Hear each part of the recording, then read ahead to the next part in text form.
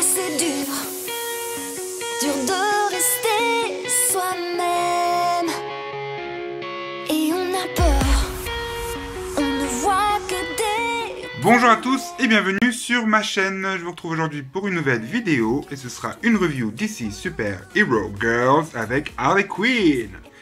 À vrai dire, ce sera même la dernière review avant un bon moment, enfin la dernière review DC Super Hero Girls, puisque ma collection est complète.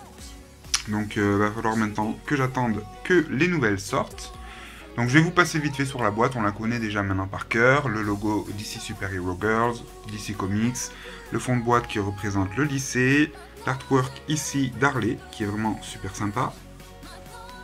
Sa petite carte à l'intérieur, la poupée.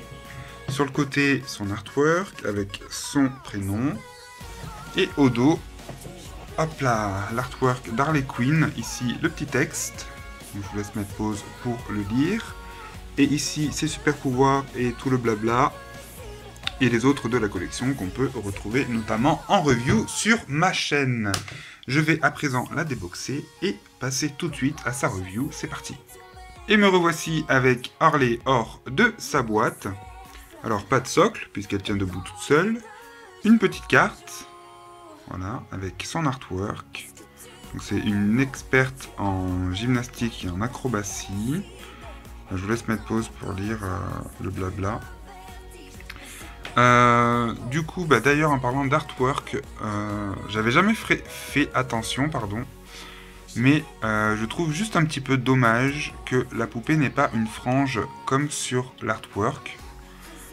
J'aurais apprécié qu'elle ait une petite frange, puisque à part Batgirl, les autres DC Super Hero Girl n'ont pas vraiment de cheveux avec une petite mèche. Si, il y a Supergirl aussi.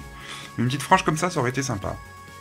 Bref, du coup, alors, sa review, eh bien, on va commencer par ses chaussures, qui sont des petites baskets bleues, comme ceci. On a des petits clous ici, avec une sangle, délacée noire. On a par-dessus des chaussettes, alors je ne sais pas si vous verrez bien, mais on a des petits motifs de cartes, c'est-à-dire trèfle, carreau, cœur et pique, sur les deux chaussettes. Ensuite, je m'excuse aussi encore une fois pour ma voix, puisque je suis toujours malade. Elle a une jambe rouge et une jambe noire, donc directement peinte sur le plastique, donc elle n'a pas de collant. Ça aussi c'est un petit peu dommage. Je pense qu'un petit collant noir et rouge, ça aurait pas coûté bien plus cher à la production, mais bon, c'est qu'un petit détail, c'est pas très grave. Elle a un petit short bleu, voilà, bleu flashy, avec une petite ceinture noire avec des petits pics. Ici, elle a un petit bracelet noir aussi, qui reprend plusieurs motifs. On a des pointes, des studs et des petits clous, voilà. Elle a une petite chemise que j'aime beaucoup. Elle est noire avec... enfin, elle est blanche avec des carreaux noirs et rouges. Et des manches bouffantes transparentes noires. Et le petit col pareil. Donc on a des petites paillettes noires dessus, mais pas trop. Du coup, ça fait pas exagérer. Elle a un marteau, une massue, un maillet, appelez ça comme vous voudrez. Rouge avec le manche bleu. Voilà, vraiment super gros. Donc j'avais peur que ça ne tienne pas dans ses mains et au final ça tient très très bien. On peut même lui faire prendre plusieurs positions avec le maillet entre les mains. Il n'y a pas de souci à partir du moment où on trouve l'équilibre, bien entendu.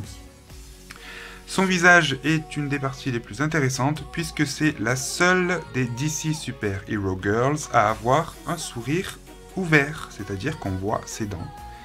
Donc du coup, ça lui donne une petite originalité en plus, qui est vraiment appréciable, puisque ça lui correspond vraiment tout à fait, je trouve. Donc elle a un petit masque noir, qui se retire comme pour Batgirl. Voilà, comme des lunettes en fait, tout simplement. Donc voilà son visage, sans son masque. Donc elle est vraiment très jolie. Et ensuite, ses cheveux, eh bien, elle porte deux couettes de chaque côté, deux couettes hautes. C'est un petit peu bizarre parce que du coup, la coiffure n'est pas centrée. C'est-à-dire qu'on n'a pas... Voilà, normalement, quand on fait deux queues, de chaque côté. On a l'arrêt au milieu. Ici, c'est pas le cas. Du coup, elle a un peu plus de cheveux de ce côté-là, du côté bleu, on va dire. Puisqu'elle a une petite mèche bleue ici et une petite mèche rouge de l'autre côté. Voilà. Mis à part ça, je la trouve vraiment super sympa, très originale. Je me répète, si vous avez vu mes autres vidéos, ce n'était pas du tout ma préférée de la collection.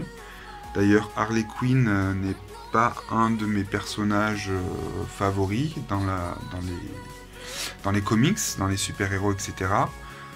Je ne comprends pas non plus, comment dire, l'intérêt qu'on lui porte, l'intérêt exagéré qu'on lui porte en ce moment. Je vois plein de tutos sur YouTube pour se maquiller comme Harley Quinn dans Suicide Squad, ou pas dans Suicide Squad, Harley Quinn par-ci, Harley Quinn par-là, Harley Quinn à Halloween. Je pense qu'on va en voir à tout coin de rue.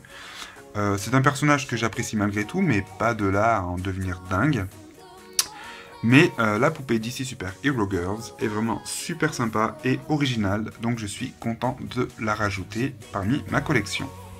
Comme je vous le disais, Harley Quinn est la dernière de ma collection DC Super Hero Girls, car je vous ai déjà présenté sur ma chaîne les autres de la collection, qu'on peut voir ici à l'arrière. Je vous ferai prochainement une petite vidéo, histoire de vous remontrer un petit peu ma collection que j'adore tellement. J'espère en tout cas que la review d'Harley vous aura plu. Je vous retrouve très bientôt sur ma chaîne pour de nouvelles vidéos. En attendant, je vous souhaite à tous un très bon week-end. Salut, salut!